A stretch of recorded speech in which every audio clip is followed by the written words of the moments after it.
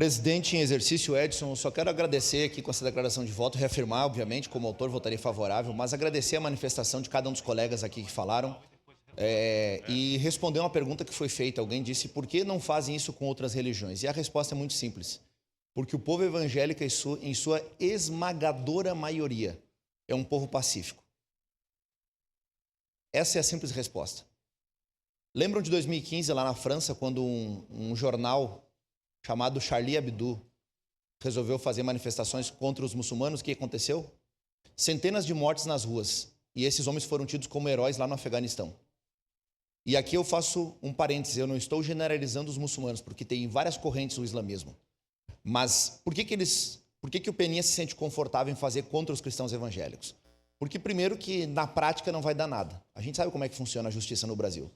Segundo, porque não vai ter nenhum evangélico lá na porta da casa dele dando tiro, agredindo, matando, batendo, etc. Como ele incentiva e como ele acende, como um reacionário, acende o ódio contra esse grupo social. Então, primeira resposta é essa, porque os evangélicos são pacíficos. E mais uma coisa, presidente, porque nós cristãos, e agora eu estou tratando de todo mundo aqui, todo mundo que é cristão, mas cristão mesmo, que tem Cristo como Senhor e Salvador da sua vida, católico, evangélico, porque o cristão foi perdoado um dia e aprende a perdoar.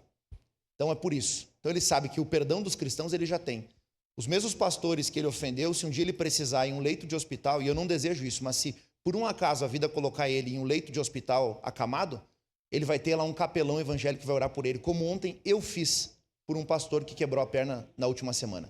Fui no hospital da Unimed, entre alguns instantes antes da reunião da Comissão de Educação, eu estive lá orando por esse pastor que estava lá, porque eu sei do valor da fé e a importância disso. Então, apenas para reafirmar isso e lembrar, presidente, a sua fala foi muito boa, porque nós tivemos um colega nesta casa, o vereador Bizi, que também foi atacado pela sua religião nas redes sociais, e na época, usando a coerência, como o vereador Lucas bem falou e foi coerente na sua fala, eu me manifestei a seu pedido também, contra o rechaço que fizeram sobre o vereador Bizi e disse, aqui não se trata de direita e esquerda, aqui é crime de racismo e intolerância religiosa. Então, que nós possamos ter paz nessa casa e que isso não precisa vir tão logo para esse cenário. Obrigado. Obrigado, vereador. Está encerradas as declarações de voto. Passemos ao registro eletrônico dos votos.